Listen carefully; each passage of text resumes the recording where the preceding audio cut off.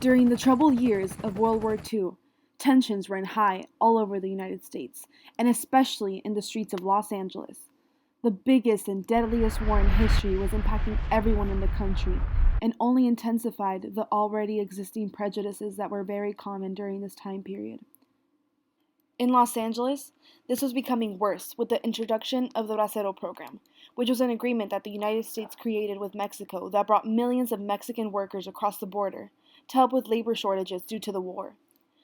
While the United States needed this form of cheap labor, white Americans were less than welcoming to these workers, resulting in incredibly intense racial conflicts. The racism that was targeted at the Mexican community can be seen with the Zoot riots, in which U.S. servicemen continually harassed Zoot wearing Mexican American youth. These youth referred to themselves as pachucos. They were far from a violent gang of criminals and displayed their fashion as a form of expression and resistance against oppression.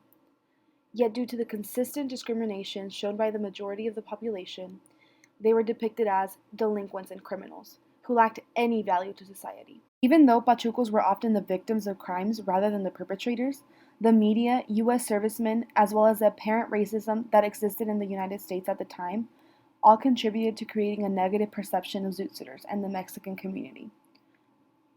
Pachucos had a distinct form of dress that was extremely criticized by the public eye. They symbolized the birth of a new Mexican American generation who did not abide by societal norms. They wore zoot suits to create a political statement that ensured that they weren't being ignored by society. The zoot suit stemmed out of drape suits, which were popular in Harlem jazz halls in the mid-1930s. They later on appeared among Mexican Americans in the mid-1940s. The suit consisted of high-waisted, wide-legged, tight-cuffed trousers and a long coat with wide lapels and wide padded shoulders. In the circumstances of World War II, the U.S. had to ration wool in order to make uniforms for the soldiers.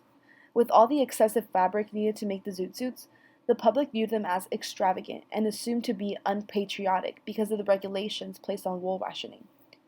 Since the pachucos didn't change their sense of dress, they instantly became targets for racially motivated attacks, which later worsened after the Sleepy Lagoon murder case in the summer of 1942.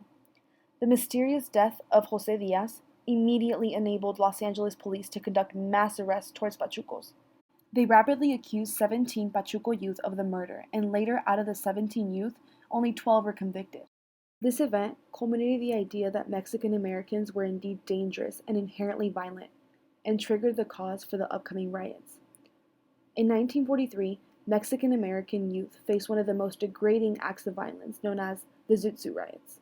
The neighborhoods of Los Angeles were shocked to see the numerous amounts of angry U.S. servicemen on the hunt for pachucos. The servicemen felt as if the youth weren't contributing anything positive to society, and were seeking revenge against them, claiming that they had been attacked by a group of pachucos. When they found a Zoot Suiter, they aggressively would strip them of their suit and beat them to the ground. Many people even recall seeing the sailors burning the suits and even urinating on them. If being viciously abused wasn't enough, the Los Angeles police arrested hundreds of Mexican American youth instead of the actual offenders. The police claimed that they were being arrested for their own protection. Thankfully, the riots ended after 10 days when U.S. servicemen were finally not allowed from leaving their barracks. The following day, the Los Angeles City Council issued a ban on zoot suits. These horrible acts demonstrate the deeply rooted anti-Mexican sentiment the media placed on the white majority and ultimately concluded the racism Mexican Americans encountered that had been building up for years in Los Angeles. The Zoot Suit riots had become a representation of wartime damage and ethnic friction. California Governor Earl Warren established a committee to investigate the root cause of the riots. The committee explains that the presence of racism cannot be disregarded when understanding the origins of the riots. Their findings unmask the harsh lives Mexican Americans had to live. Their housing was not in the best condition. They lived in poor and unsanitized neighborhoods and shared recreational facilities with not enough supervision. These conditions influenced the development for juvenile delinquency. It is important to note that the committee realized the negative solutions the police were making by treating the youth as criminals and not regular individuals. The upbringing of people shapes them to become who they will be in their future, whether that be positive or negative. Unfortunately, Mexican American youth were illustrated as offenders, when in reality they needed that extra support and representation from people in power. As seen today by our current administration, Mexicans are still being portrayed as criminals. It is evident that the discrimination of Mexicans still exists in the United States today.